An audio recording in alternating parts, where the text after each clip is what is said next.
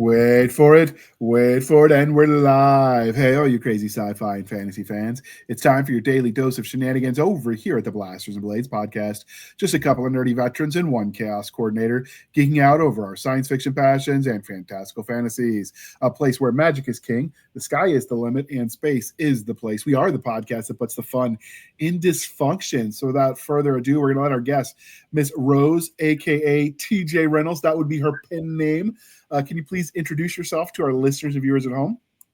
Yeah, my name is Rose Reynolds. I've been writing LitRPG and fantasy for the last 5 years.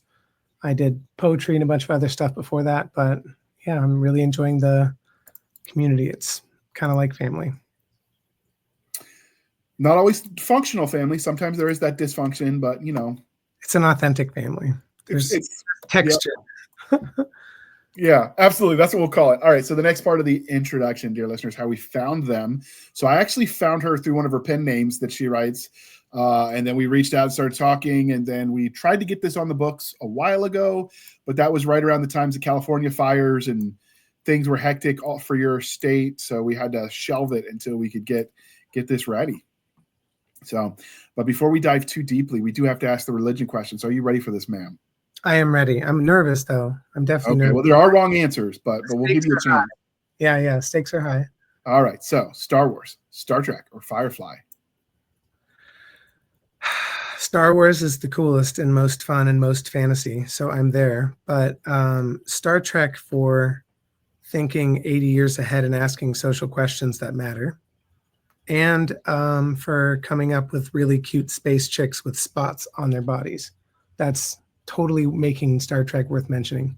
Yeah, the forehead ridge of the week was a limitation of costuming and budgets, but it became its own thing, and I think it's kind of funny. Although I have seen arguments when people discuss this, and they would argue that in order for you to be able to manipulate things in a way that you can build significantly, which would be required for space flight and just advanced engineering, you need opposable thumbs.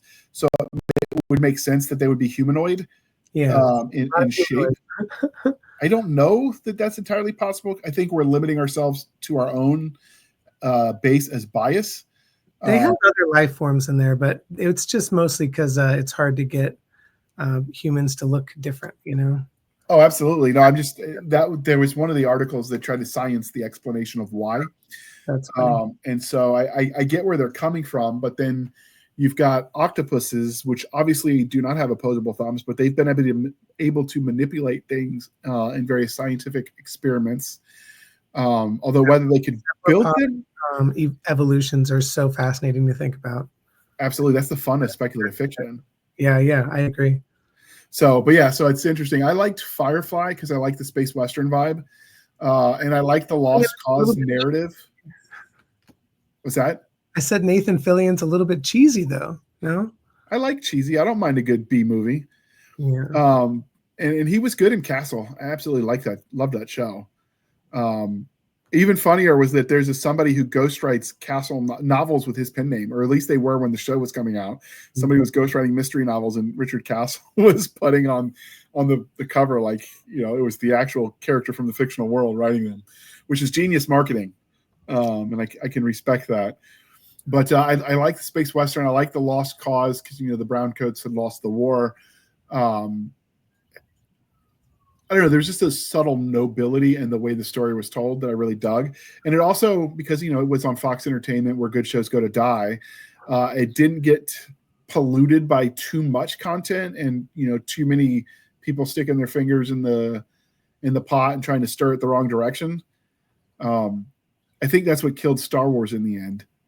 Is too many people wanting to do too many things with it instead of recognizing what it was at its core. A simple, clear story. The first three had a very clear arc. And the problem with when Disney bought it, and they've done a lot of things I haven't agreed with, but everyone gets on them about dropping the legends, what they call legends now, but just with the books. The problem is George Lucas never met an idea he didn't like. And so when people would send him book proposals, he'd say yes. So then you end up with Han, Leia, Luke, Chewbacca, and the crew in various places where, based on in-lore distances of travel, like they couldn't be in both places for these timelines to work. Like they just was no coherence to it. If I was Disney, I would have not unpublished. I would have cleaned up the timeline and then republished all of them cleaned up as new books, and you would have jumped like instantly. Nostalgia would have gotten people buying the old ones because you could get new covers and new, making it official canon. You could have there's just so much they left at the table. It makes no sense to me. But then again, like the Clone Troopers, I don't know if you watched that cartoon. I think I tried and I didn't catch. I've been having a hard time with series lately. So the Clone Troopers, I enjoyed that cartoon with the kids. I enjoyed Rebels. Andor was really good. Was it Rogue One? No. Was it Rogue One? Was the Star Wars? Rogue something. Yeah, there was a Rogue One. I actually liked that one a little bit. It was like a lukewarm success. I don't know. I had a hard time with what's his name too. Adam Driver is hot, but he looks he like threw a tantrum in that. They wrote him a terrible character. Yeah. That's my opinion. And he knows how to fake it. I mean, the dude was a Marine at one point in time. Yeah. But when we first meet Vader, he like is torturing a princess, and then he comes out and like later he kills a man with his grip, and Adam Driver's character like broke equipment and threw tantrums. It just wasn't the same vibe. No. And there was, I mean, the New Order was kind of a cheap knockoff of the Empire. But that was more lazy writing, I think, than anything. But like I said, I don't know. I like some of Star Wars. There are other parts I didn't like. It really bugged me on the Mandalorian, when they would go through these desert towns and everything was just too clean. I'm like, anybody that's ever been camping knows nothing stays that clean when there's dirt involved. So much wrong with Mandalorian, but everyone liked it. I don't know why. And then it's like, hey, we're in a new place. And then you see the scrolling and you're like, what is this? Do you know what I mean? It was like really quick and moving, and it was like reading a web novel sped up. It was, I don't know. They tried to do too much. And like I said, I don't know. There were parts in the beginning that I liked, and then it kind of lost me. Admittedly, a large part of that was nostalgia in the beginning. Yeah, for sure. I liked Star Trek. Okay. I liked Enterprise. I liked Deep Space Nine. Yeah. The original series was hokey, but okay. If you accept it as a period of the time. I didn't always like the Next Generation. Sometimes it just like Q annoyed the hell out of me. Although, a fan of Star Trek. I haven't seen most of Star Trek. There's a lot. Yeah, a fan of Star was that? I've seen enough. Like I've tasted it a little bit, but it's a lot to consume. So I don't think I butcher the guy's name because with being hard of hearing, pronunciation is difficult. But the Miguel Albuquerque, I'm butchering it, but anyway, he's a physicist from Mexico who created the theory of warp drive mathematically to make it possible. Admittedly, it would take more energy than the sun puts out in its lifetime, but mathematically it is possible to get faster than light based on the calculations he figured out. And he did that because he was a Star Trek fan. There you go. So, I mean, it inspired things. Well, sci-fi and science have been inspiring and informing each other for years. Absolutely. That's how we do it. We're just the creative side of it. And I do think science fiction and fantasy are the same project. It's just a different way. It's a different direction to go when you're trying to see like what would be, it's speculative. Yeah. The funny thing was when Trump in his first office, he started the Space Force and they were doing the whole big rollout of what the patch was going to look like, what the uniform was going to look like. And everyone's complaining. They're like, they stole that from Star Trek. And then the super space nerds were like, when Star Trek stole it from this and they stole it from this, and like the arguments about some of the lineage and the overlap. And I'm just like, you're right. We've been stealing science from sci-fi and sci-fi from science back and forth, probably since the inception. And that's fair. I think that's cool. Yeah. Although like they missed the chance to have some really cool Guardians. Come on. They could have been like To Infinity and Beyond was totally an option. Just saying. True. That's true. Missed opportunities. That's 100% true. And my other problem with Star Trek in general was the concept of like post-money society. I don't tend to buy that. People generally speaking are motivated by self issues, be it providing for family and or just selfish desire, pursuit of whatever. So the idea that we do it just to be altruistic, I didn't buy. But you don't have to. I think what's most useful about Star Trek is that it's a nonstop thought experiment. So absolutely, although the Prime Directive was annoying. A lot of parts that like fall short where you're like, that's so cheesy. But then just pull back and look at what they're asking, and you're like, I mean, that would be dope if they had higher budget, you know? Yeah, like, no, I'm not even looking at the cheesy filming because I don't mind like cringe cheese, whatever. I'm more looking at like the story itself. Yeah. And so this post, money society, although they got away from that. I think it's a valuable thought experiment, though. Oh, absolutely. They got away from that as the stories evolved. And then, of course, there's the holodeck, which what young person wouldn't abuse the heck out of that? I'm just saying, yeah, that would have been pretty cool to have. And then the replicator in Star Treks are a lot safer than the replicators in Stargate. So, I mean, it's not going to kill you. It's going to make food for you, which is kind of cool. That would be cool. And of course, if you're going to order it, though, you do have to do Earl Grey hot, and you got to stick your pinky up. It's kind of required, I think. You've seen a lot more Trek than me, or whatever that was. You just dropped a reference and I've watched a lot of things. I worked night shift as security at one point in my life, and I had nothing but time and a little portable DVD player. So, yeah. All right, because we are polytheistic here at the Blasters and Blades podcast, Game of Thrones, The Wheel of Time, or Chronicles of Narnia. Can I just talk about them? Sure. I have connections with each. What was the first again? Game of Thrones. Okay, lots here. The first three hit me at a younger age when I didn't have to look at some of the problematic stuff so closely. There doesn't need to be so much sexual violence, but it's definitely shown. But I just dove into it, and it did a thing because I watched like book one. That's all I had to read of Game of Thrones, but it did a major thing for me where the hero that you should have had is killed right away. And then you're left with characters that you don't find yourself respecting or even knowing yet. It's nuts. So that was epic. I loved it. And then the show broke my heart because the last seasons were trash, and that's an entire different episode. So what was the next one? Oh, yeah. Game of Thrones is... broke my heart at the end because there was trash. They fucked over Jamie. Are you familiar with the Angry Staff Officers podcast? No. One of the things they did is they broke down like the tactics and the military side of things. They also did Rogue One and a few others, but they talk about all the tactical errors, the logistical errors.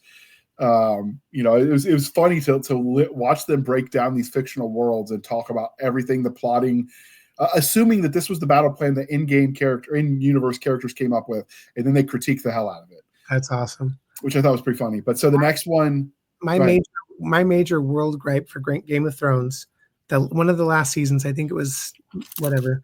They're up above the north and the wall, and they're surrounded on this lake. And then Gendry, the Baratheon's bastard, runs back to the wall, right? And then they send a crow across the world, across a major portion of the fucking world, and then a dragon flies back and saves them. And it happened so quick, it was obnoxious. I was so pissed, and I was like, literally, you can't do all that in one night. You shattered the realism. And then, but yeah, it's mostly what they did to some of the characters at the end that I disagreed with and had a hard time with. I'm not a huge fan of grimdark. No, I want a little bit of hope in my stories. Dark, it becomes exploitive, I think, a little bit when you go that dark with certain themes. It's unnecessary, and it's not helping. Yeah. All right. So the next one, The Wheel of Time. I go to JordanCon every year, so I love Wheel of Time fans. They're so awesome. I like the first few books. I enjoyed them. And I don't like his work overall. I haven't been able to get into it because it's a little bit slow in some of the Aes Sedai Tower books. So, and when my brain like loses something, starting over from the beginning is really hard. So, what are the the mage. The Wheel of Time, though. Did you watch Did you attempt to watch the TV show of it? Yes, and I'm making people sad by saying I didn't like that either.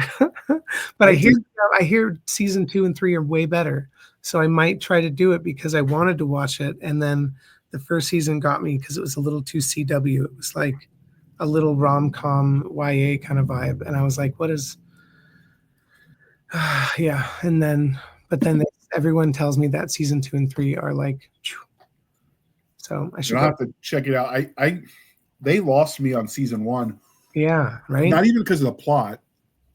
Like I hadn't read the books yet. I made an attempt to read them, and I didn't really like the first one. What lost me was the costuming choices. Like after like Peter Jackson's Lord of the Rings, this just felt so amateurish. It was almost like they hired the High School Musical troupe to do their costuming. And it's only gotten cheaper to do that level of quality since the early aughts. So there's no excuse for that level of piss poor costuming.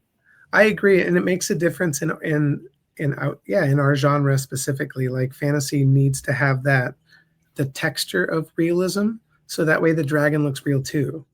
Otherwise, you're like, they all look like they're playing Aladdin at the High School Musical, right? And you're like, this is cringe. Costuming matters. I love that point. And the other thing you got to do is, I know there's a tendency to try to write women characters that if you want them to be badass, you just make them like men. And I don't think that inherently works for me. I started with some kick-ass females that I would, have no problem fighting beside. But they did it because they thought they were able to last in a man's world because they were different. Like they didn't try to be like us. They used their uniqueness to their advantage. And so to imagine that, if you're 5'2", which is what you see a lot in fantasy, at least, it's really diminutive girl who, for reasons only because it's there in the plot armor and no training, is suddenly like killing this 6'5" burly dude who's done nothing in his entire life but train how to kill people. I'm like, no, that's not how that works. Now, you can teach her a different style to be faster and, lighter armored, and that's absolutely viable. And I'd go with you there, but they don't. Give her magic and a cultivator's core, and now we're talking. Right. I mean, like that old expression is God made man and woman, Sam Colt made them equal. Like I kind of feel that way when it comes to fantasy by either magic and or changing the tactics so they take advantage of being smaller. And the same with sci-fi, like power armor. Like I don't need you to be taller than me or stronger than me if you're in powered armor. Yeah. Now it does become an issue if the armor dies, and that could be a cool, interesting plot point. If the battery dies and suddenly now you're stuck in this like essentially 2-ton weighted whatever. But yeah, like I said, I enjoy a well-written female character. Unfortunately, Hollywood is very lazy. Sometimes, yeah. So it wasn't there for me. But like, if you want an example of it done right, I know it's hokey, so don't laugh, but Xena from that TV show back in the 90s. I couldn't do it. I hear that she had a good representation though, and she had lines, and she passed a few of those tests, but it was too easy for me. I just didn't get into it at the right age, I think. You know what I mean? Yeah. I was a pubescent boy when it came on, so enough said. But for me though, I'm talking specifically like the fighting tactics. Like she was more agile, so she moved around more. She had ranged weapons in the form of that little circled frisbee thingy. I don't know what that was supposed to be, but it looked cool. But like they adjusted the tactics to fit her size and her, her stature, right? I guess size and stature are the same damn thing, but whatever. But like they adjusted accordingly, and it was really easy to give me the buy-in. Like when I engage in content, like I want to suspend my disbelief. Just don't make me work for it, And sometimes they do. Well, and they that's the other reason they're picking these actresses, because we want them to look a certain way, but I want them to look like they can actually break a 6'5" dude's knee sideways and then like elbow to the throat. Give her a little bit of brawn, like get a gymnast. What was that? There was that one character in Game of Thrones, the short-haired blonde lady, who actually learned to like wear the armor and wield the sword as part of her acting prep for that. I can't remember her name. I know at one point in time she engages in a sword fight with Arya Stark, but I can't remember. but like she was totally believable going against the dudes. Like I had no problem with that. It's about how people move. You know what I mean? Yeah. You can see it on camera totally. That's why, like, when you watch like a cheesy like teen version of like a martial arts show or a movie, and if they're hiring actors, it's horrible. Yes, go like martial artists aren't going to act in the way that you want them to, but you're there to see martial arts. Like, don't get the cheesy martial artists, have them do their best, and then watch them just do really cool shit, because that's the point. I hate it when it's like the little pale ballerina girl like doing the martial arts, and you're like, she literally can't move. It's horrible. And then the stunt doubles trying really hard, but there's only so much they can do. Yeah, and yeah, that's the other part of it is like, you know, a weapon appropriate to the person's capabilities goes a long way. Like, was it Katniss had her arrows? I mean, you don't have to be stronger if you're shooting them at a distance. Yep. Yeah.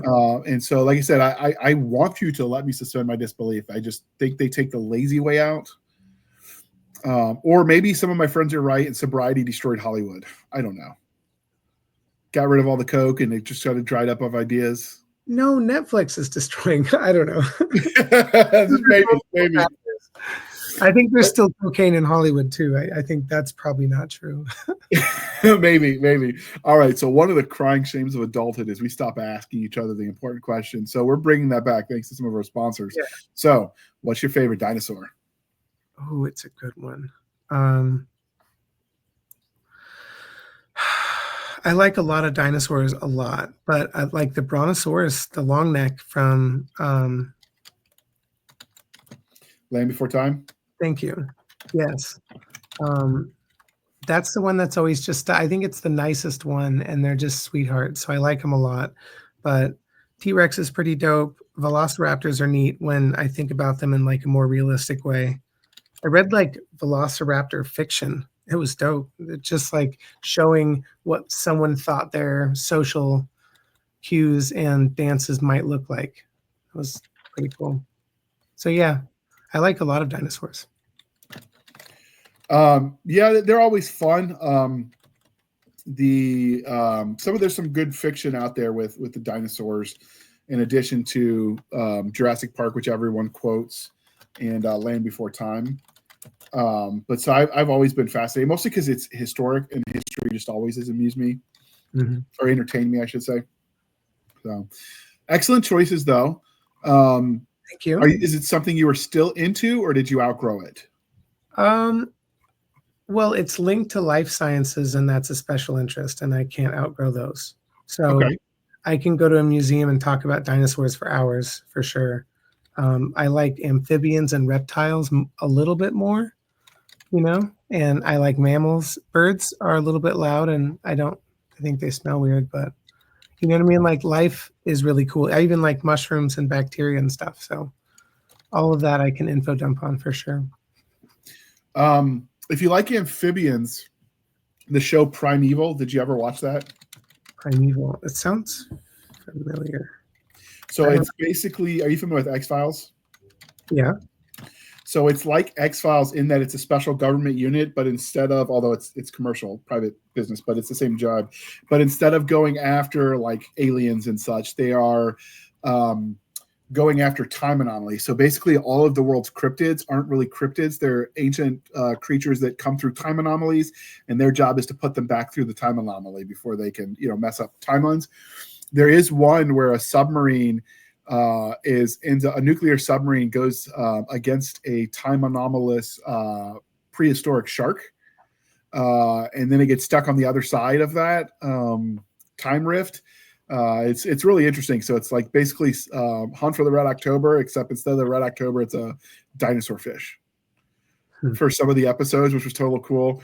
They had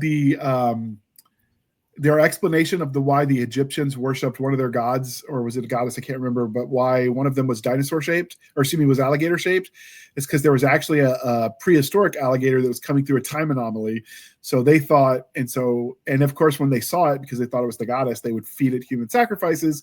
And so, you've got this creature conditioned to, when it comes to humans, wait for it to bring him food, that now shows up in, London, right, at the history museum, because it comes back to life through an anomaly. It's just a lot of fun as a series. It's got lots of cool Cool plots. It got canceled not because it wasn't popular. They just couldn't afford to keep making it because each episode was so expensive. Just because, when it was being made and the technology to make those dinosaurs, and it was a lot of practical effects, which is when it gets expensive. Yeah. Which sucks because that's when I really connect to those movies. They're really fun. Because it's so when you're shooting live action and you use even a brush of CG, my eyes are just like, whoa, why'd you put that in there? It's really obvious, even when they're trying their best and it's subtle. They can use things like smoke pretty good, but even that, like, use some real smoke too. I don't know. I like the practical ones. That's the way to go. Okay. Yeah. So finally, the last religion question. We are civilized human beings here at the Blasters and Blades podcast. We are no longer knuckle dragging troglodytes. So, coffee or tea, and how do you take it? Oof, I should drink tea. I like coffee a lot. I like espresso is my favorite type. So I like cortados or flat whites or things with less milk that are those are really good. Okay, yeah. Why is it that you like the espresso so much? Is there anything specific? It's got a lot of richness. I like the boldness, and I don't like a lot of acid or bitterness. So, yeah, some of the light roasts are too bitter for me, and a little bit of brown sugar or something like that, like a soft sweet.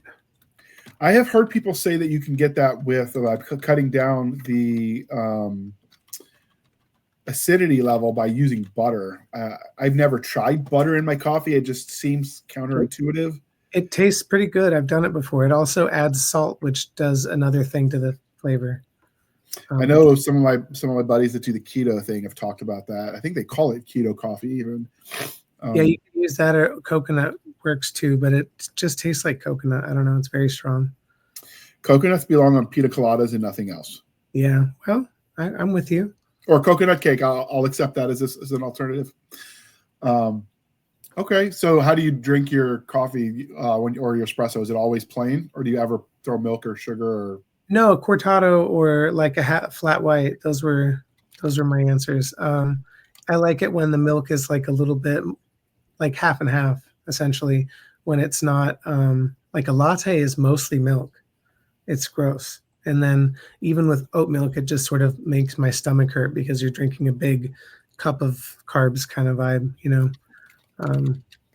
So I actually got in trouble for that when I was working. I worked at Starbucks to pay for grad school and a few other coffee shops, but I was a barista. And some lady came and she was like, "What are the calories in the coffee I'm drinking?" And I looked it up and I'm like, "Holy crap, lady, you're drinking a Big Mac." And then I'm like, "Oh, I should not have said that." My boss was less than pleased, but I'm just saying, like, liquid calories were killing her. I feel you.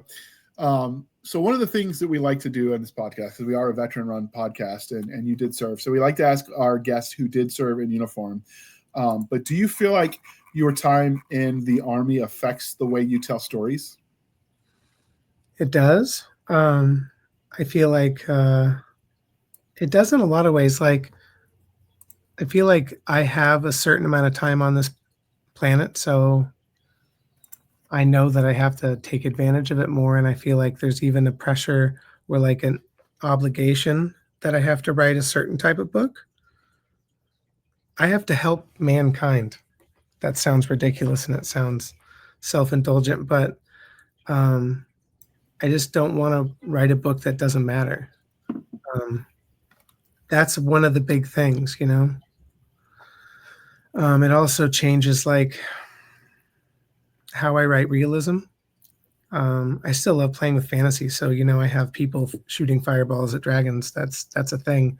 But sometimes I like to show what happens when a body gets hit in a certain way and it dies very quickly and quietly, and it's like, whoa, oh, it's over. So like that anticlimax / understatement, that's one of my favorite things to do with violence because I feel like it's more disturbing. I don't want to leave the reader feeling happy that violence happened. is maybe why I'm a little bit less popular sometimes in this genre. At least certain books were. I think you could be realistic without doing the gun porn or the splatter porn that some people like. Yeah, I have a mix. I do have a mix because I think if you go into combat and you do the things like in some series, it's like episodic mercenary kind of vibe, and it'll be like we go there, we do the thing, we kill the bad guys. Some of my friends die, rinse and repeat every time. And if you can really do all that and not be affected at all, we have words for that. We like to call them sociopaths. Yeah. And so like there has to be consequences. Like it is no small thing. That's the right word, consequences. I just want and cost. There's yes. a cost. It's not free. Yes, you can walk up to the guard NPC and stab him in the throat and steal his purse. But there's going to be a cost, and it's probably not worth the 12 copper. Good metaphor, right? Absolutely. I'm just thinking like when the boys were younger, we were playing Skyrim. I spent like hundreds of thousands of way too many hours to think about in Skyrim. And we would get to a point where, the wife would be like, hey, it's time for dinner. And so we would save the game. And then the rule was we fought, you'd go pick a fight with somebody. Generally, we were in a town. You go pick a fight with the guard. You can't use any health potions, and you fight until they kill you. And that was the rule because we'd already saved it. So, you're not damaging yourself.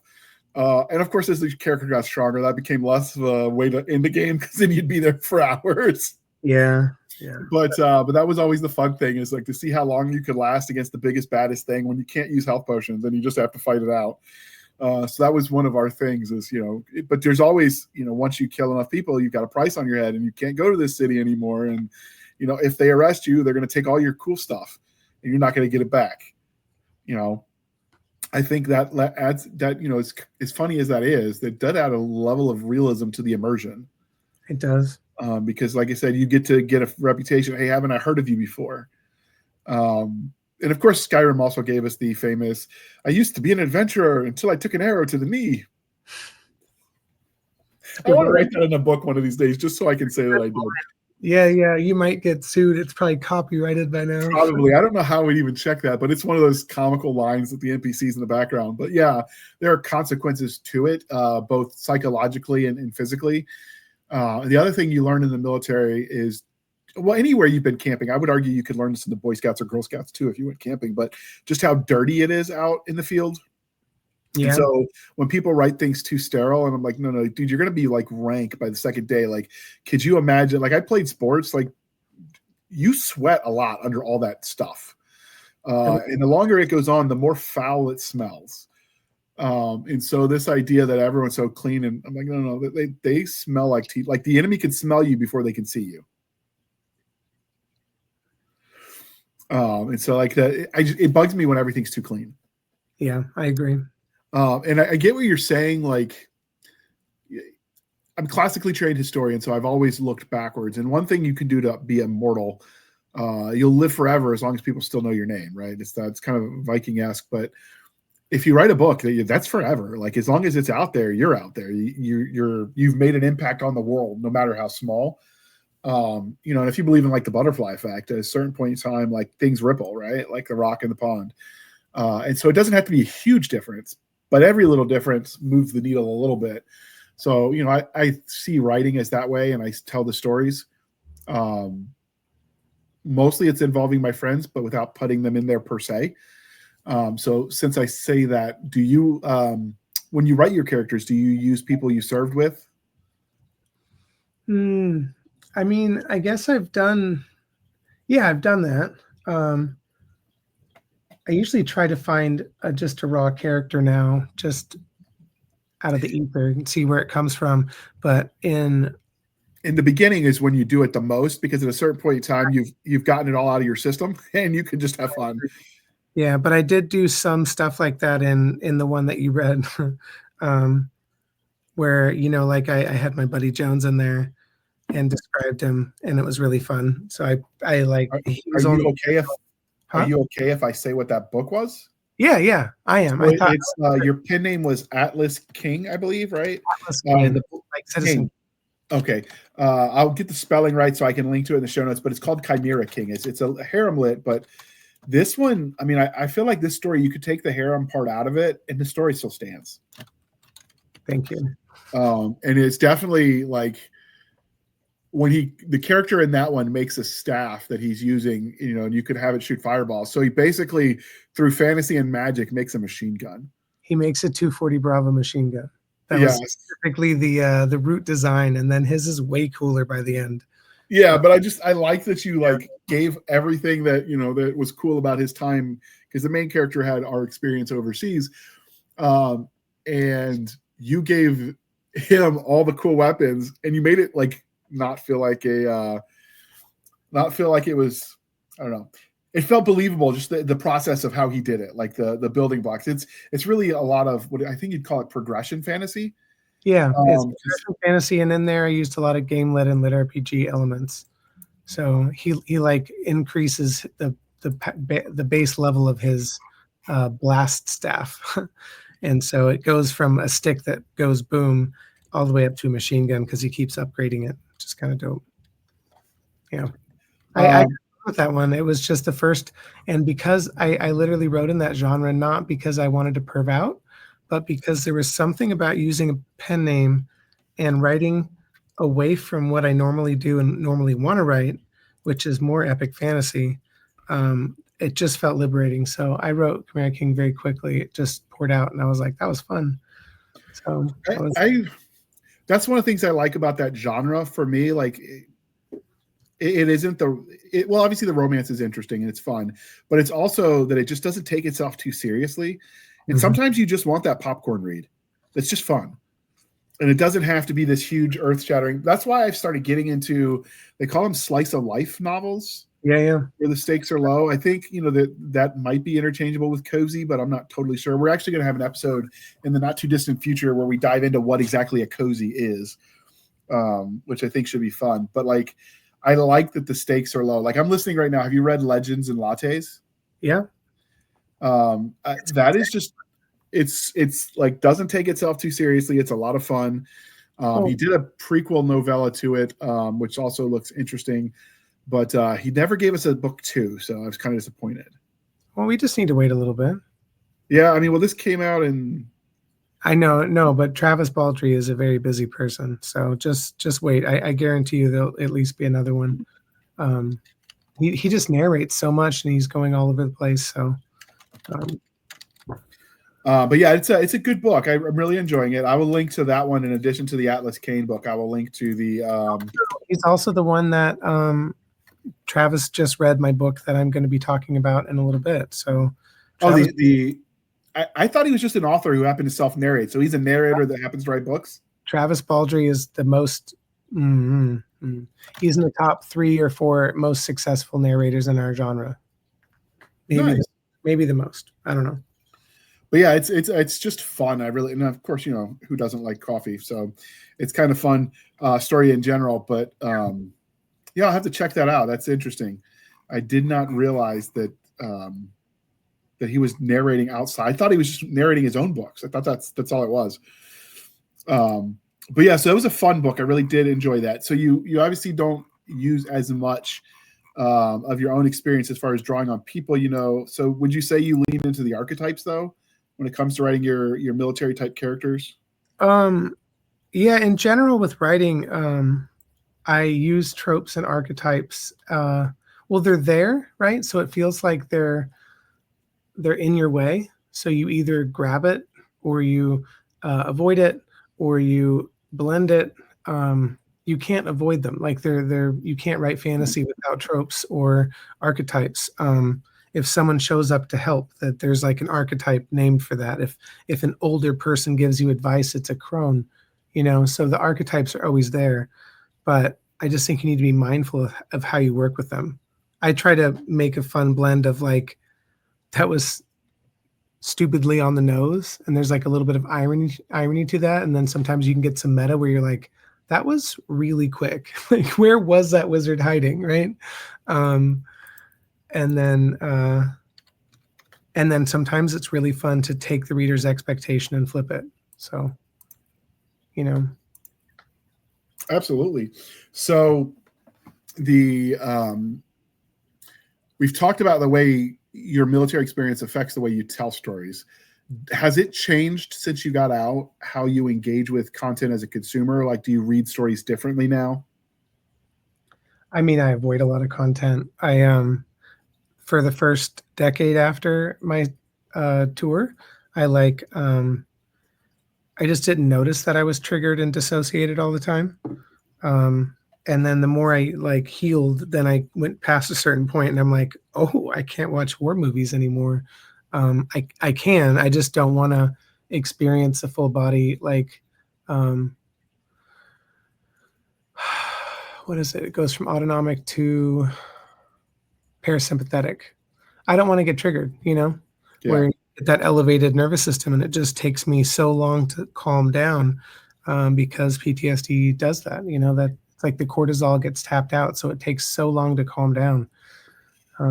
So I can watch, I have no problem with fantasy combat movies. I have no problem with historic combat movies. I don't watch anything about the Desert Wars. And I know a lot of authors that have moved to Nevada because of the good tax laws as far as for creators. I've seen enough sand to last a lifetime. I think I'm going to pass. I'll eat the taxes. So yeah, it does affect on the day to day. So I definitely feel you're there. Yeah, for me, it's just the guns in general. Unless it's a fantasy gun, like a Western, even is cool with me.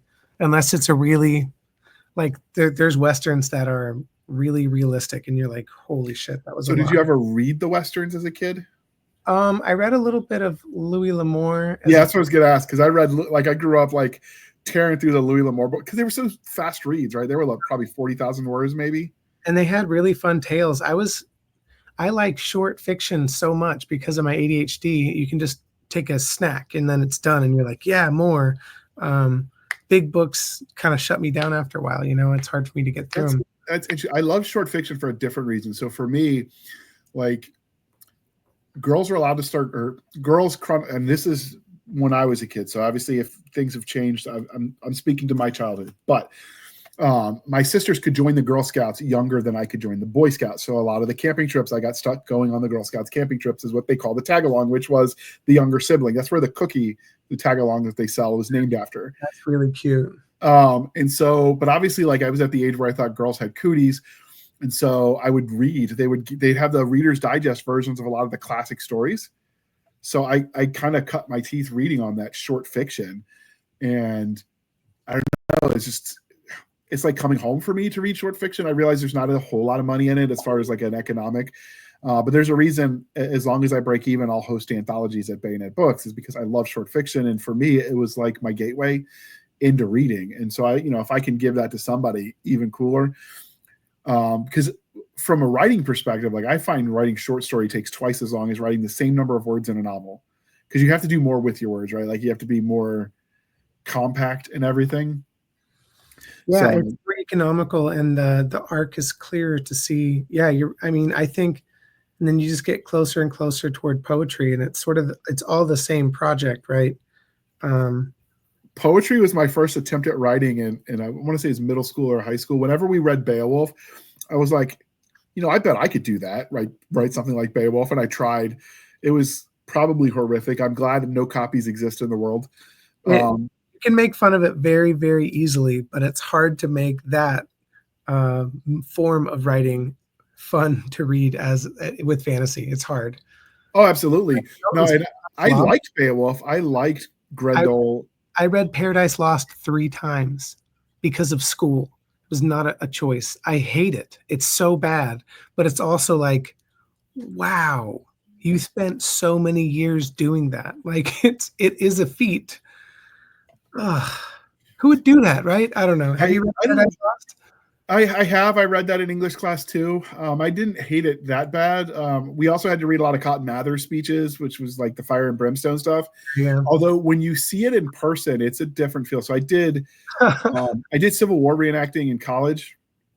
I know I'm a history nerd, people. I have made no bones about that. And one of the guys, his wife, because obviously he works, Saturday is his day off if you're a preacher, it's his day job. And so to justify to his wife that he was actually working so he could go to the reenactments and do the reenacting stuff, on Sundays of the reenactment, he would preach the fire and brimstone speech that he memorized from the period. and having them just, do it. And if you've immersed yourself in the period and you realize they don't have the technology we have, they don't have the same access to information that we have, and then this is what they hear as they're out of my own head do something to entertain me, I'm like, okay, I get why this hits harder for them. That's wild. Yeah. Like, I don't know, like this is, for me, I'm like, okay, Dante's Inferno. It hit hard at the time. I totally get it. I just don't like the forms that Milton uses. Oh, absolutely. His message. Did you like any of the classics? Huh? Did you like any of the classics? Yeah, well, okay. So Shakespeare's, I think, deserves everything that's thrown his way in a positive light. He's a genius, I think. I did like the Iliad and the Odyssey. I did like Beowulf. I like fantasy, so those are the ones I usually bring to. But the first like modern novel that I've enjoyed is like Austen's era, just Austen though, and then 20th century stuff kind of starts working for me. But okay, yeah. If you like Austen, did you read any of Jules Verne? He's the same contemporary, I think. Yeah, no, I don't think I read a full thing. I think I maybe read some passages. I didn't like Bronte either as much, but Jules Verne's 20,000 Leagues Under the Sea, I think it was. He did one about being a. And wait, hang on. Was he the Journey to the Center of the Earth? Yes. Yeah. I've read. I really like him. And he has one. Sorry. He has one about being in a hot air balloon because those were coming out. Yeah. I think I've read that. Interesting. So yeah, it's interesting. I don't know. I like some of his stuff. The prose are a little dense. I wouldn't mind someone doing a modern retelling. I mean, Jules Verne has a lot of good ideas. Yeah. I just think he needs the Cthulhu treatment where people have taken Lovecraft's ideas and made them readable. I think we need to do that. Somebody needs to do that to Verne. Yeah. But on that happy note, we're going to pause for a second while we shamelessly shill for the man. Then we're going to come back and we're going to talk about Rose's newest book. Grab your swords and get ready to level up. When gaming journalist Ray experiences a tragic accident with the next generation of gaming consoles, he finds himself stuck in the mystical land of Valka. Trapped in a world filled with magic beasts, warring factions, filthy bandits, and a level system that's out of this world. The only problem is, his only way out may be through. Ray must fight like his life depends on it because it just may. Survival means victory, and defeat could mean the end. Forever. Legends Online Genesis. Releases on Audible January 7th. Digital and hard copies now available on Amazon. I really ought to get him to update that because it's already out and like the series is done. I just realized that, but because your book is in the same genre, I'm like, okay, it's a perfect commercial. It was a good commercial, though. It really was. And honestly, Ross Buzzell, I can't remember how to pronounce his name, narrating it. The blurb was really well written. So I like that one, and I like as far as blurbs go, the commercial that we've got for Genesis Online, I think. Where he goes into this game and you're supposed to get a companion pet, and instead of something cool, he gets a porcupine. And he's like, it could have had a dinosaur and I get a porcupine. Yeah, but the ironic pet is always, that's a trope too. That's a fun one. I indulge in that one sometimes too. Do you have a favorite ironic pet? That's a good question. This is an interesting answer. The most important one that I've written is the Dungeon Bancroft and the Guildcore, and Steve Campbell got to read it. So it was based off of it was a male version of my grandma from England. So I have different voices in my head when I'm trying to write books, and one of them is academic, which is horrible, and I'm constantly trying to purge the overuse of words, and it doesn't help. It's just like they train you to write like a fool. Like no one wants to read that stuff. So like I have that part, and then I have my British grandma, and kind of like an Austen vibe. So I will always try to get one character at least that can have that high diction, so I can get it out of my system and trap it and not have it spread to the narrative and ruin the fucking book. Isn't that what elves are for? Isn't that what? Yeah, I mean, it's the same vibe. It really is. It's not original. Nothing's original in fantasy. That's a lie. But yeah, So, Bancroft speaks with that sort of like, oh dear. So this is the book I was thinking of. It's called Gemini's Crossing. It's by Arlo Adams. And it the commercial's funny, but also like the concept is I enjoy the heck out of it. One of these days I really ought to get the audiobooks and just read it and review it. But yeah, it's a good one. And I will link to that in the show notes, dear listener, too, just so you can check those books out. They're not Arlo Adams is not the sponsor this week. That was Ross Buzzle and Jonathan Yanez, but it is in the same gamelit genre, and I really do think you'll dig it. So, but I digress. I appreciate you sticking with us through that commercial interlude, dear listener. But now we're here to talk about the Twin Realms Apocalypse series, specifically Remnant Mage by TJ Reynolds. Sometimes she cosplays as Rose, or Rose cosplays as TJ. You decide the semantics, but that's her pen name. So, and that is the cover. First, I really dig the cover. Like the I don't know, it's really cool. I like the Wraith type character. I've worked with the artist in the past. I was really stoked because the main character gets a dual subclass, and we get to see the power sources right here.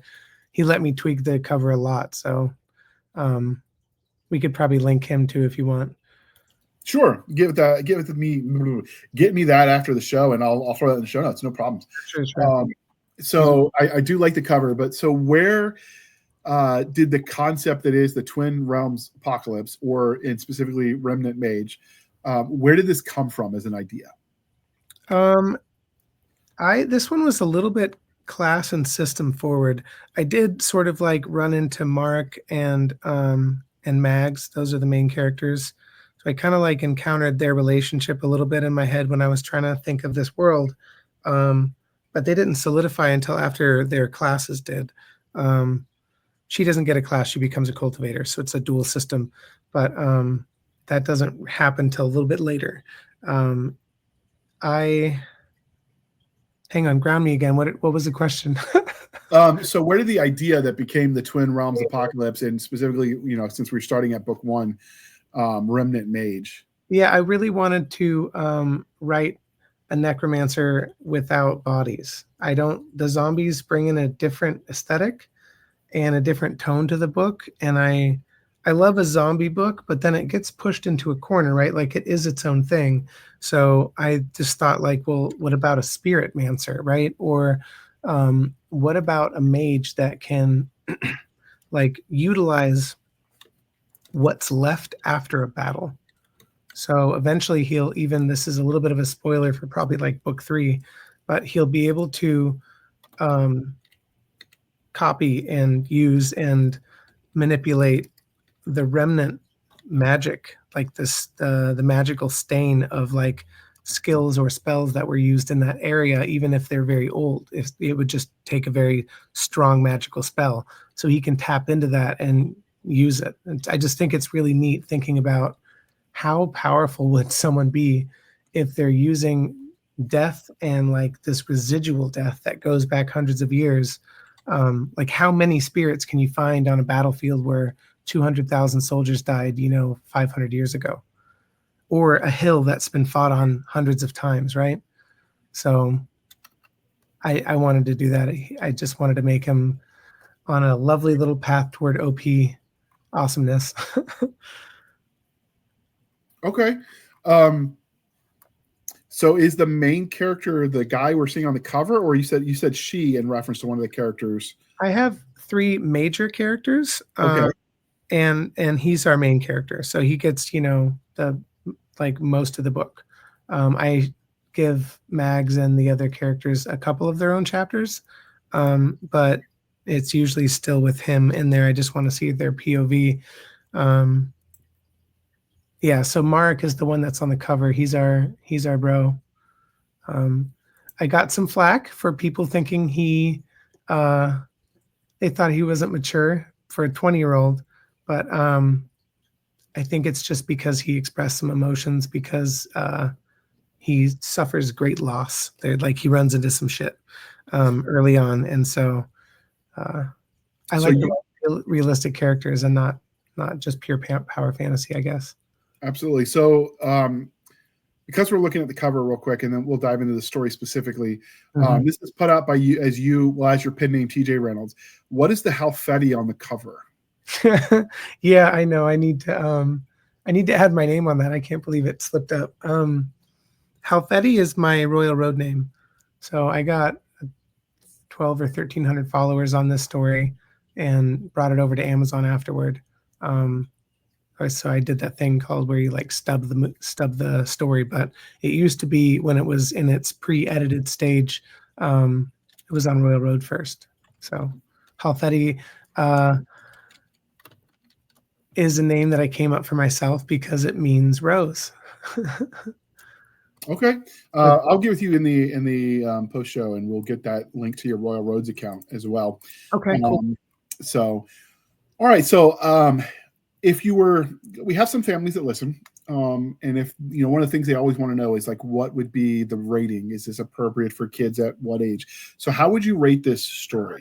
Yeah, I'm a little frustrated because I love the cover. It's so cool, but I do have a backup coming really soon because I feel like the tone is very edgelord and very hyper violence. I do realistic violence, but I don't go where it doesn't need to go. You know what I mean? There's no torture. There's nothing like that. And the language is intentionally tame. So a mature 13-year-old can read this. If the child is not used to reading violence or consuming violence in video games or whatever, then it might be upsetting, but I kind of doubt it. You're a parent yourself, so it's if you say, hey, it's probably appropriate for 13, we're just gonna go with that because you know what that looks like. I would let my son read it, but I would be embarrassed just because. Well, cringe is a separate issue. Yeah, I would be like, oh God. It's you, right? Yeah. But you would let his friends read it, so we're good. We're good. So when you got the cover, was the cover what came first when you were looking at the spirit mancing and the necromancy without the zombies, or did the cover come as a byproduct of the story you'd already written? In your head, what was first, the image or the? Well, I saw a different image. I just saw like someone. So like when I was picturing it in my head, I like saw it was like nighttime, and I wrote part of this in the scene where he's like out near this wall where there used to be raids, and he sees like this greenish blue ghost float up, and instead of like attacking him or scaring him or whatever, it just sort of says like, command me. And so I just wanted him to like grab that. Covers are always an option. This one is the bro facing us and looking super powerful and using his power. And then there's the bro facing monster. And then there's the like team hovering in a battle pose. There's different types of covers and they all can work if you nail them. But I am happy with how it came out. But I pictured some of it slightly differently. Like instead of so much smoke being the spirits, they looked exactly like they did in real life. And the longer that their spirit had lingered, the more the ethereal corpse had like degraded until they were just skeletons. But they still had the same armor and everything. And they appeared more tangible, even though, yeah. Okay. Tangible. They can't, once he binds them by linking to them with command spirit, they can no longer like go in a wall and hide. Like you can't disappear. Like they're not actually ghosts. They're ethereal, like bound, earthbound specters, there's spirits. Is there ability to put them to rest? Yeah, he can release them, and he does it by draining them of their ether. I was trying to be pragmatic. You don't want to let that go to waste, right? But he can release them that way.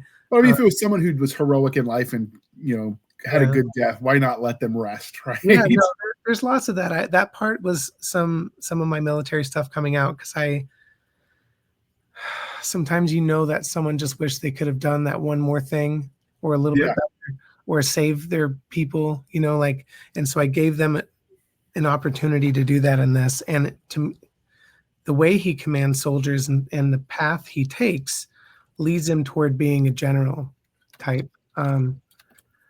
That will shift in book 2 for those that will continue reading it. But it comes back, and that's his ultimate path, is like he's a summoner class, but then a hybridized with like Death Knight. So he can one-on-one too. He's just a broken class. I don't care. It's fun. What system did you use as the core? It's just a LitRPG one. I always kind of make up my own, but this one's it's just has a leveling system. There's attributes. It's got some of the basics. You can usually only get one class at a time. He was given his is a unique class that's inherited from a god. In the world, they're called principalities because each has possessed a principle so deeply that they ascended. That's like, they reach like level 150, and then they have to like gain an understanding and achieve their ideal as that principality, and then they rise up. So he received the class Remnant Mage from Tenacity, the man who became the principality of Tenacity. He embodied tenaciousness because he was fighting in this ancient war that was pretty much endless, and he's the first one that could tap into what was lost in battle. Imagine the infinite resources when there's this. So he is the one that kind of like also broke the world a little bit. So is this a Portal Isekai fantasy type story, or is this just Second World? Yeah, Second World. Okay. So he's just born into this world that just happens to have the game overlay? No, I mean, you can't usually gain access to like the visual overlay, and some classes get it and some don't. There's a unique way for every class to perform their skills. Like crafters have a different process, for instance, than like melee fighters. But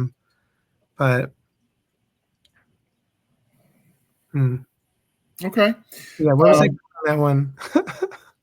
No, it's okay. I was asking about how they access their power, how the game interacted with the world. Yeah. Okay. Yeah, and then so it just depends on the person. You need to have a core that can tap into that, and it happens sometime during your life or when you're doing experience. Like Mags tried to join the army because the most common way that a class is unlocked is through experiencing something in real life, and she couldn't unlock a class to save her life, so she apprenticed and did hunting and did all these different things and thought she was a failure. And at the end of the book, we see that she gets something that she didn't expect. So is this something? So it's not so much a game, it's just the way the magic works would probably be a better way to describe it. Is that right? Yeah. Yeah. So with LitRPG, in my opinion, depends on the game. Sometimes there's like online versions of this genre, but mine is a Second World. It's literally just reading fantasy. And the magic system and power structure is explained through game-like mechanics that are understandable through like D&D lens or RPGs. That's essentially it. It's just a different explanation of the magic system. That's it. That's my opinion. Everyone's got their own little take on what LitRPG is, but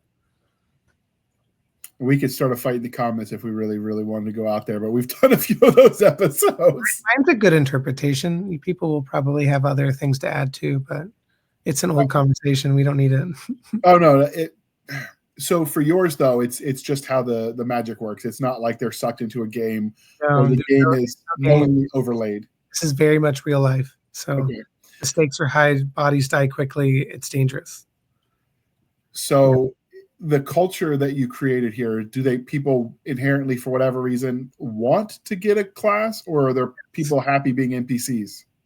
Well, they're not NPCs, they're just normal people, but you know what I mean, like the mundanes or the muggles or whatever. So yeah, people want to get a class because it's the easiest way to make money and be powerful other than be nobility.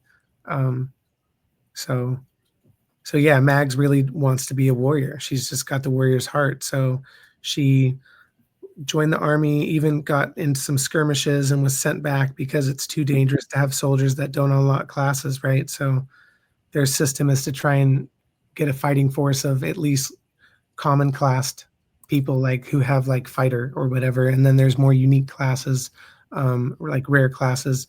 And Mark just happened to get one of the 7 unique classes that are passed down from the principalities. So like there's an archmage, there's a cleric.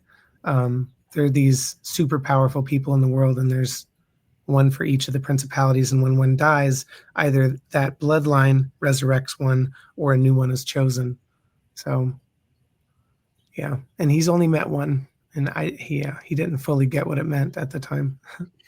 So for obviously you mentioned gods. So how does that work in this world? Are they like the Greek gods, which just meddle a little bit, but mostly they're doing their own thing? Or are they involved in the day-to-day? Like, people sometimes believe the Egyptian gods did. Like, where would you rank the involvement of the gods in this world? Yeah, I like restrictions because it makes things more believable. So like if you have gods that are unbound and all powerful, like truly, and there's no laws binding them from murdering the planet, if someone has offended them, then the planet dies. Like people get upset. I'm sure gods get upset. I don't know.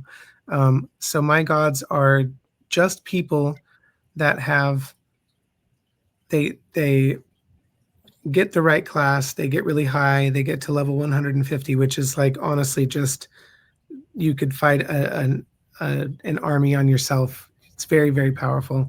And then from that point, they have to gain. They have to actualize their ideal. They have to walk the walk. So tenacity. Should I do the ultimate spoiler for the series? It's such a good moment. If you want to, you're the author. It's not even in this timeline. It's just where tenacity. I think this is fair because it's history. It's backstory. It'll probably come in a little flash in one of the books, but not in book 2 even. But tenacity. His name is Saren Kaiteris. He's Mark's great, like 1,000 years ago ancestor. He was the main guy fighting on this side of the rift, this area that was a battlefield, and then the cultivators from the Unbound realm are over here, and they've been fighting forever. He's been winning, and so one of the 2 most powerful cultivators, they're Kung Fu brothers, sort of, right? They're not biological brothers, but they were sect brothers, and so one of them gets desperate and decides that his values are not worth losing. So he goes and he knows of it like this, a method to tap into the underworld. And so he makes a pact with demons, and they surge up to help win the fight. And, they're just like flooding into the world by tens of thousands. And Yuze, the guy who is the other dude's, the bad guy's brother, crosses over and finds Saren and says, we have to team up to do something because the world is about to end. And this is what my brother did. And so him and Saren create this spell together, Saren using his power to fix the problem. And they trap all the demons in this big magical rift. It's kind of like a prison. Some of the demons escape, and that becomes like a historical note or whatever where they have to fight them. But his tenacity, he like created a spell that lasted 1,000 years. So he embodied this idea of tenaciousness. He was even tenacious in the face of his own death because the spell consumed him. So yeah, pretty dope, right? I got really into the world building. I heard someone, it was frustrating. I heard someone say like, I wish there was a little more world building. And I'm like, I'll put more in, but it's there. I just don't like info dumping, and I like to drop it in at the right time. It's more impactful. Yeah, no, there's definitely a balance. Like I like a lot of details, but there gets to be a point where you, like you said, is navel gazing, and you don't want that either. There's a balance, and for every reader, it's a little bit different where that line is, and with you where the line is, also where the line that's a bridge too far where you can't tolerate it anymore. Like it's a yeah, I don't know. I like a lot of the world building, but I'm the guy that reads the background lore books and the various like games and worlds I like. So yeah, if to give advice to new authors, if you've got the world building bug, indulge yourself and write 50K of your world building, and then put only a little bit in the book. Like you can still do some pretty good info dumps in our genre specifically, but yeah, it's good to have both too, because then I feel like the world building comes out through the texture of the writing in a way. I don't know. The more I prepare, even if it doesn't go in, it's not wasted. It went into helping me feel a connection to the world better, Yeah, no, I absolutely get it. So you talked about the main character. What can you tell us about Mags? And then you said there were two other like important characters. What can you tell us about those three? There's the three most important are Mags, Mark, and Asherai. Mags is the cliche tiny fantasy girl that is so pissed about her size, but someone who has trained to fight men for 10 years and is proficient, and is still like, when we meet her, she's proficient, but she's frustrated that she can't become something, truly next level by getting a class, and like kick through a tree with like a specialized upgraded skill or something. And when she gains her power later, she gains the power of cultivation. It's really neat because when you have like endless access to essence, and she can do things that just make her size irrelevant. So I think there's something beautiful about being a tiny storm. And she's going to learn to let go of some of that anger. She just has a quick tongue, and she's full of shit, and she's funny. I really like her. Yeah, she's got wit. Some people are probably going to say that she's too much, because some people don't like snarky girls, but There's room for a little bit of sass. It's good sass. It's good sass. And then she just does so much. If you're reading and digging for the character, she's constantly thinking about Mark. She really wants the people around her to do well. She wants to get strong so she can feel safe and make other people feel safe. Like, she's a really good person. So how did they all meet each other? Mags and Mark grew up in Misthearth, so they were up in the mountains, the hills of northern Ardea, and they're just living their life. So they've been best friends for like 15 years by the time we see them start. Okay. They met as kids, and then. So frustrated romantic interest, or more like sibling vibe? No, that was another trope that I am really just trying to turn on its head, because I'm trying to show the deep, deep potential for like platonic love between men and women. I think it's real. And so it's a joke though, because everyone assumes, like, they go out, traveling together, and it's like, oh, so how long have you and your wife been? And it's like, we are not. So I'm having fun, and I've even heard some readers be confused. They're like, is it a love triangle? And I'm like, it's a joke. It's me like making fun of the love triangle trope. There's only one love story involved in the story, and it's between Mags and Asherai, and it's really beautiful. Mark doesn't have one, because how I'm commenting on that is that the main male character, who all of the pressure to save the world is on his shoulders, is probably not going to fall in love. So that's me. I'm pushing back on that too a little bit, because I think it's funny. Like, I think it's going to come up later where it's like, well, you want to make a move? And he's like, seriously? We have to fight like, a Death Lord tomorrow. I think I'm just going to go to bed. I'm really. I mean, there's something to be said for living for today, because tomorrow we might die, and I get that. In my youth, I made a lot of bad decisions based around that. The flip side of that is, you're right in that, when you're that busy, you might not have time to cultivate more than physical. But at a certain point in time, when the battle ends and the storyline ends, like he can have his happily ever after then, if you wanted to give that. But and like even in addition to that, he has high EQ. He makes mistakes. I let my characters make mistakes, especially in the beginning before they get to know their class and everything. And on Royal Road, someone was mad that he seemed like a stupid MC, and I'm like, just wait. He grows up a little bit. He's young and inexperienced, right? So he catches on. Where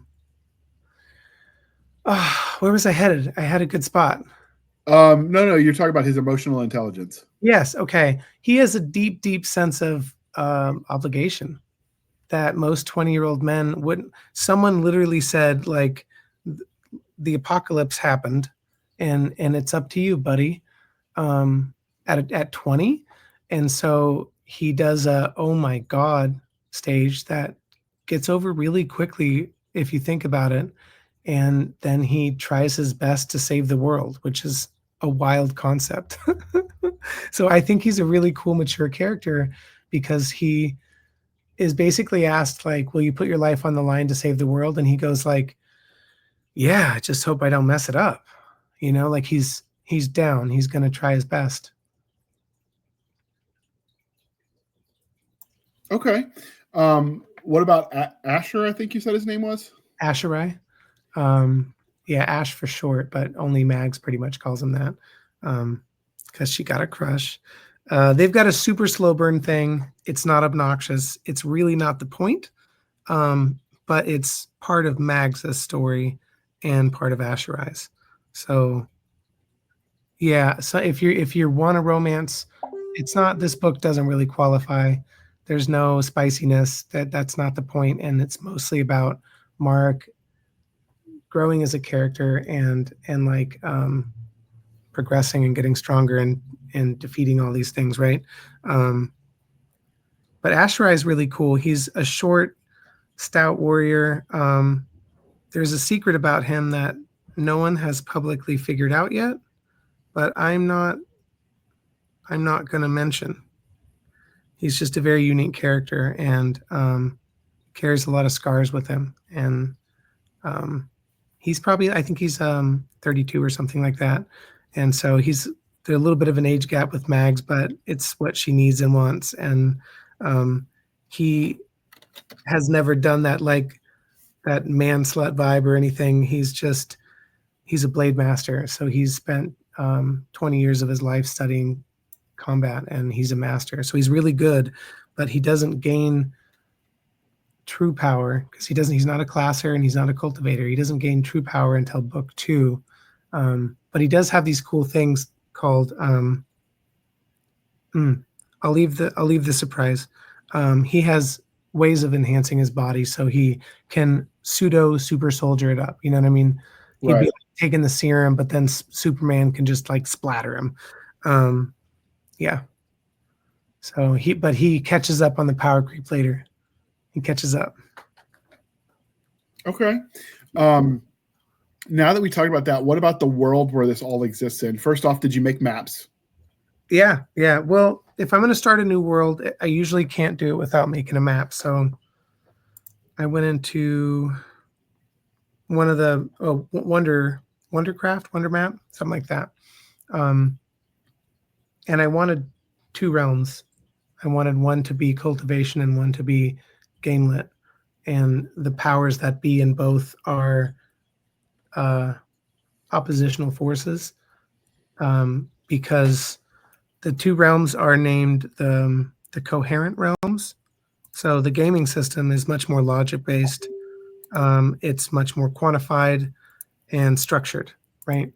And then the unbound realm is sort of like the spirit of wuxia. It's like boundless power. It usually takes cultivators longer to ascend, but they are capable of fighting many classers on their own. So they're cool too. It's just like even physics changes when they cross over the rift because the unbound realm, time and space flow differently, right? It's one of those. So things feel larger than they are and are larger. So they want to travel to the opposite side of the provinces it would take them, years on horseback, and that's not like a plot point I want. So there's fast travel.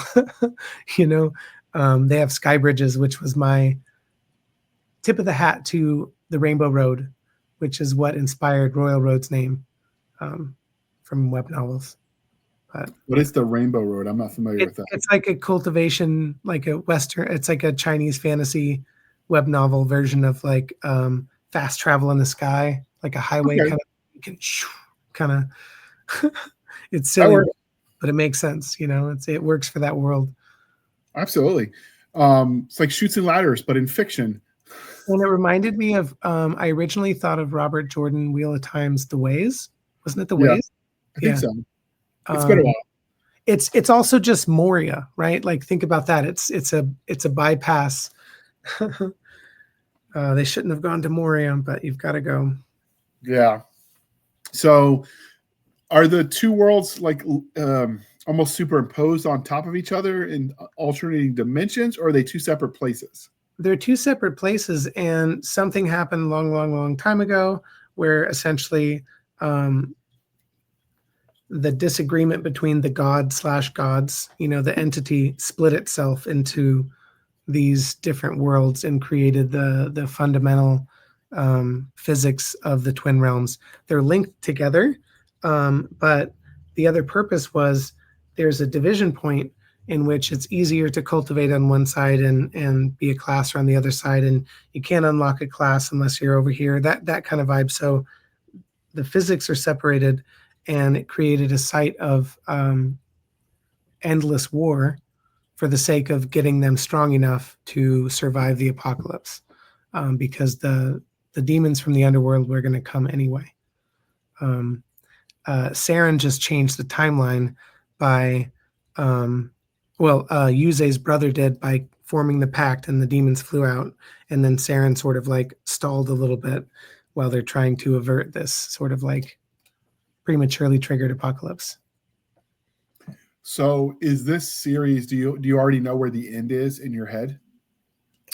Yes and no. I feel like I've got a very D&D sandbox vibe with my stories. And I've got ideas of where I want to go, but I am not a strict planner, because I have gripe with strict planners. It doesn't make any sense to me. It doesn't make sense that you can know the right thing to do until you've written it. So I write down exactly what I want to do, and then I change it often as I'm writing it because it feels wrong. I let my intuition guide me. So I feel like that's really, really important for art. Everyone's process is different, but that one's mine. Okay. Do you have, but you have a general end goal, even if you don't know point A and point B, even if you don't know the roads that'll get you there. Is that fair?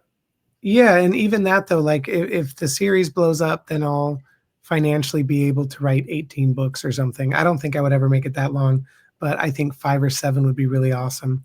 But to do that, I would need, I know I have 3 major arcs planned, and how far we get to go would, depends on essentially the success of the first 3. So I guess my series, I kind of like to stack trilogies in a way, or couplets. So with Towers of Akali, I wrote 7 books, and I feel like there's a 3-book arc and a 4-book arc. But it's one series, and I make it feel like that. But conflict is easy to find, So if you kill the Underlord, then the ancient sentient god that was being suppressed by his power can rise. You know what I mean?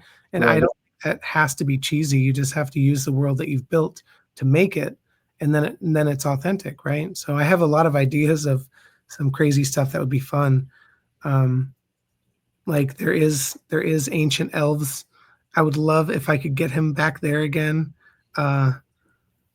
It's going to be at least until book 4 though, because book 2 and 3 are already planned out.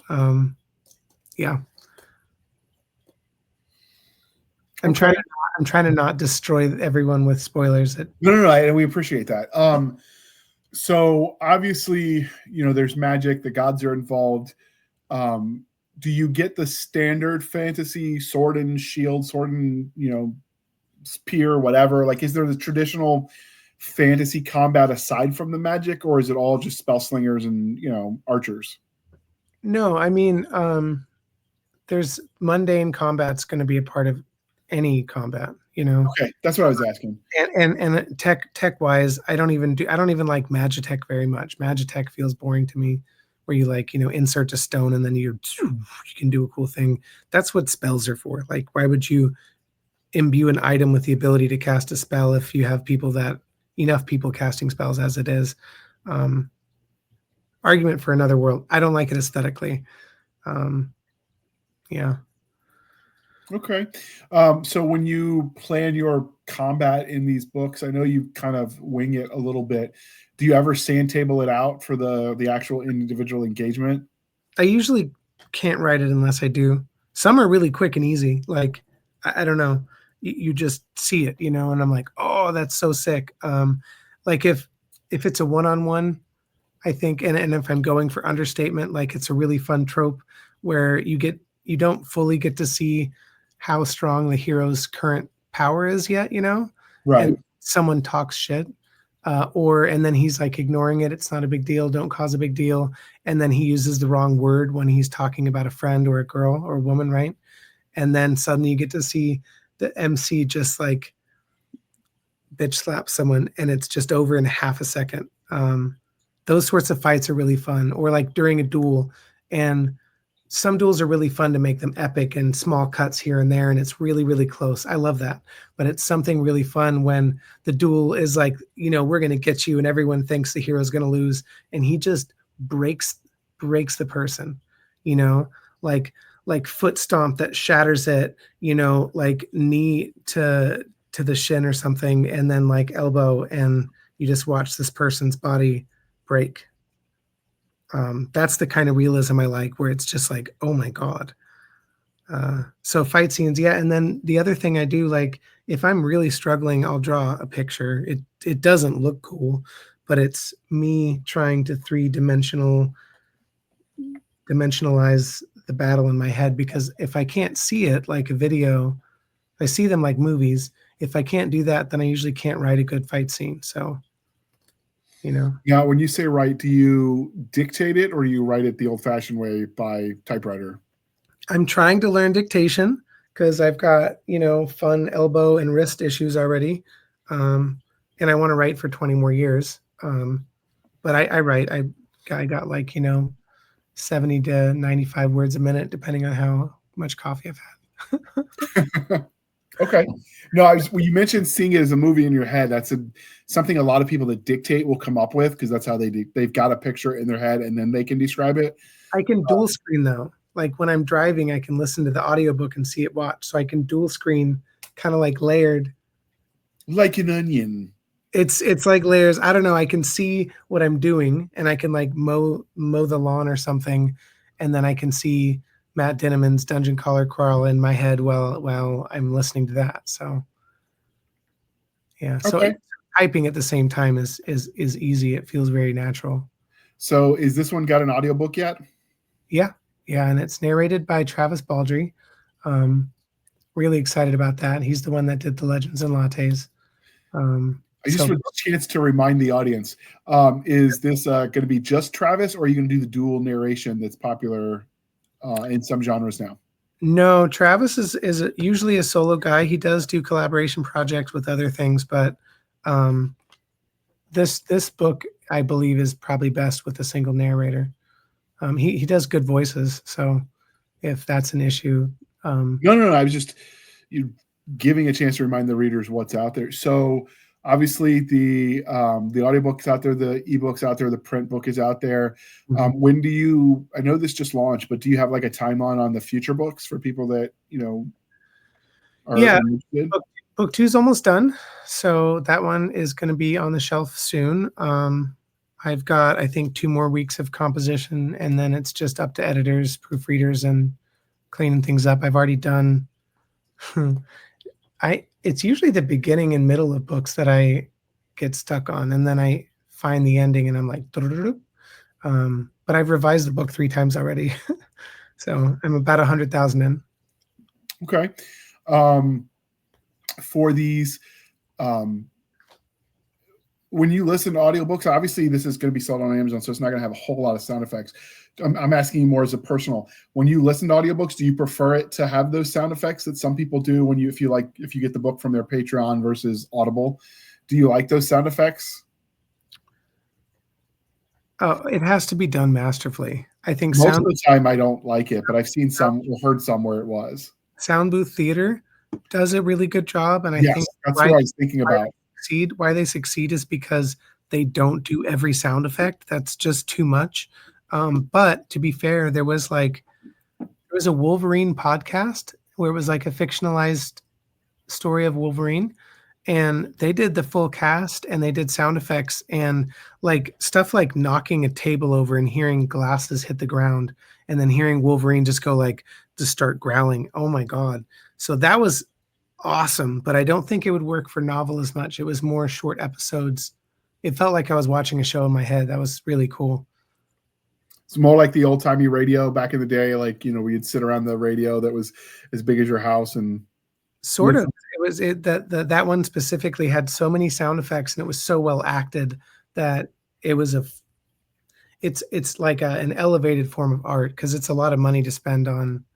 Oh, absolutely. You have to have a whole team do it. It's really impressive.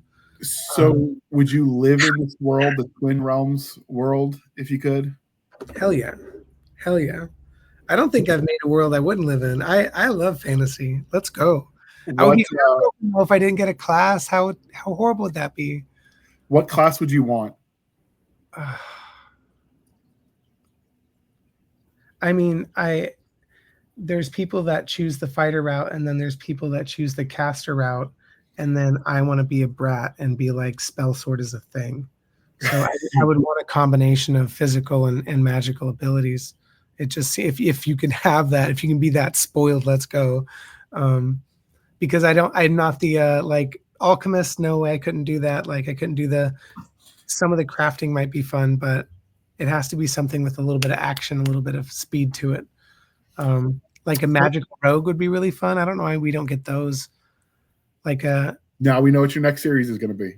Yeah, I don't know if that would even sell in this market. Like Mission Impossible, but in like a fantasy.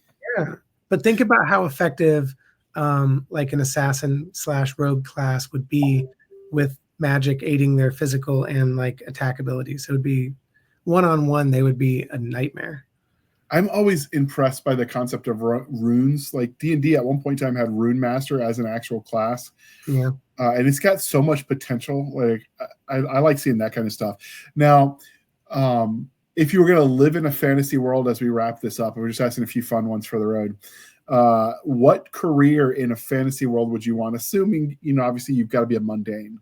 I think it'd be kind of cool to be a blacksmith. I've always wanted to be a blacksmith. That would be fun. As a career, that might suck a little bit. But yeah, the hot fire all the time, kind of. Even being a homesteader would be fun. I'm good at like gardening and all that. That sounds so boring. I have a black thumb when it comes to gardening. I have yet to keep my crops alive. I keep trying every year. I murder so many plants. Yeah. One day I'll figure it out. This might be my year. I tell myself that every year, but I got my garden in this season, so we'll see. We'll see. Well, I actually reached out to the local garden club and I'm like, hey, this is what I'm doing. Nothing has worked. What am I doing wrong? And so one of them came out to my house just as a like friendly courtesy, like, hey, we don't need you murdering any more plants, Mr. Handley. And so like he looked at my setup and he's like, no, you did all of this wrong. And then he showed me like what I needed to do. So I ordered one of those above ground garden beds. That's like 6x3x2. And it already looks, it's not dead and it's been 2 weeks. So I'm already up there. Like what you want to look for is when the stalks of whatever you're doing get that like stiff, it looks like they're trying to stand up. And that's when the roots have tapped. And that's when you're pretty much golden. If you don't get it to root quickly, then a lot of problems happen. Yeah, so the funny one was I added Germania citronella, which is supposed to be like keeps the mosquitoes away. And the day after I planted it, I walked out there to water it, and there were like 8 mosquitoes sitting on that plant. And I'm like, oops. Well, that didn't work. No, it did not. It's pretty though, so we'll roll with it. So that's kind of cool. Is this story like when the arc is done with Remnant Mage and the Twin Realms Apocalypse? Do you foresee telling other story like series in the same world, or do you like to hop at the end of the series to a completely new world? Some authors put it all in the same sandbox over and over again, just different stories, different whatever, and others constantly want a new sandbox. What's your preference? I really appreciate what Sanderson did with his big, cool multiverse building thing, and I think it's a project that's neat sometimes, but I'm a little burnt out on it personally. And I also like my personal understanding of reality is that multiple dimensions already exist. So I feel like, yeah, my books are all connected because they're all in different dimensions. It's just not about the same world. I have had a little bit of like world flirting where you get to see someone where they're not supposed to be. That was fun. And I have an explanation for that, but I just let the fans have fun for it. But yeah, it's like I don't have a grand tie together because it's just not that interesting to me. It can be. I'm drawn more toward more like microscopic instead of macroscopic. I'm not going to create a language for my world. Like Tolkien, people love him for what he did in his story and his world. Tolkien is a linguist. That was his job. That was his study. That was his specialty. So, okay. My great uncle, check this out. I am famous, y'all. My great uncle, who is no longer with us, went to Oxford, and he was Christopher Tolkien was his like student tutor. And he was there when Tolkien and C.S. Lewis were teaching. It's just so cool. He's heard C.S. Lewis booming like Treebeard, So, told you I'm famous. That is cool. I know. All right. Is there anything that we didn't ask you about the Twin Realms Apocalypse and Remnant Mage that you think the reader needs to know before we wrap this up? Yeah, I'm going to say just one more thing is that the cover that I'm going to get redone, it has a different tone. And there is some hardcore stuff, and he is a spirit wielder kind of person. So there's some edge to that. But it's not edgelord, and it's not dark fantasy. It's grimdark only in the sense that it's realistic. But the tone itself, I feel like there's a lot of sense of wonder, there's a lot of nostalgia, and there's a lot of hope. So it's not dark. Okay. Well, this is the part, dear listener, I remind you to please be kind and speak your mind on the reviewing platforms. Your reviews help the right readers find the right book. So do your part. It really does make a difference. With that being said, Rose, how can they find you on the wild interwebs? And remember, dear listener, TJ Reynolds is what she writes as. But how can they find you online? And it will be in the show notes, dear listener. Yeah. So I do have a Patreon that should be linked. And I'm most easily found on Facebook or Discord. You can pop in my Discord and ping me. That's fine. That'd be super fun. People usually prefer Discord or Facebook because those are the really common ones for the genre. But I kind of stay off some of the other ones. But yeah, I'm out there. All right. And you can find us, dear listener, on our Linktree, linktr.ee, Linktree/Blasters and Blades Podcast. Again, Linktree/Blasters and Blades Podcast, where we link to all the things, the BitChutes, the Rumbles, the YouTube, the TikToks, the Twitters, the Spotify, the Discord, the Blasters and Blades Facebook group and Facebook page. We have our email, blastersandbladespodcast@gmail.com. Again, Blasters and Blades Podcast @gmail.com for professional purposes only, people. Save the shenanigans from Madam Stabby Stab over there on the Instagram, the Twitter, and the email. You can support the show by going to buymeacoffee.com/author J.R. Handley. Again, buymeacoffee.com/author J.R. Handley. Be sure to put in the comment section this for the podcast, and I promise I will keep my co-hosts duly caffeinated. They will drink that coffee brand coffee till it pours out of their eyeballs, and then they'll swim away on a river of Java, people. If you want some of that coffee brand coffee, link is in the show notes. Code is Podcast Grunts. You get 10% off. We get a little bit of a kickback. It's a win-win, people, and it really does help. And with that, I'd like to thank you for spending some of your precious time with us. For my crazy co-host, I am J.R. Handley, and this was the Blasters and Blades podcast. We'll be back next week at the same time. We'll indulge our love of nerd culture, cheesy jokes, and all things that go boom. Thank you for coming on, Rose. This was fun, and we'll have to have you back sometime. It was a pleasure. Thank you so much. All right, with that, we're going to hit the end button. Don't cuss yet, Rose. Wait